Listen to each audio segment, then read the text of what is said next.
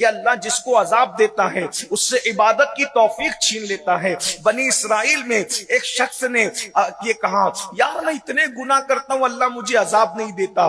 तो अल्लाह ने उस दौर के पैगंबर पर वही नाजिल फरमाई कि इस बदबख्त से पूछो, कभी इसको मेरे खौफ से रोने की तौफीक हुई है? कभी इसको मेरी मोहब्बत में रोने की तौफीक हुई है? कभी इसकी आंखें नम हुई है? कभी इसने मेरी इबादत की तरफ इसकी तवज्जो हुई है? जब उससे पूछा गया तो उसने कहा, नहीं, मेरा दिल तो इतना सख्त है कि मुझे कभी रोना ही नहीं आता, मेरी आंख में कभी आंसू भी नहीं आते, इबादत की तरफ मेरे कदम कभी नहीं बढ़ते। तो उससे कहा गया, नादान, इससे बढ़कर अजाब क्या होगा?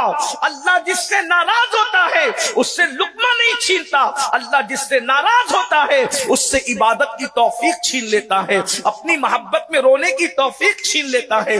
जरा हम भी तो सोचें, कहीं हम भी तो अजाब में गिरफ्तार नहीं है। अल्लाह अल्लाह, अगर बच्चे को स्कूल पहुंचाना है तो 6 बजे हमारी आंख बराबर खुल रही है, लेकिन अगर हमें मस्जिद जाना है तो हमारी आंख नहीं खुल रही है। तो कहीं ऐसा तो नहीं कि हम अल्लाह के अजाब में गिरफ्तार हैं?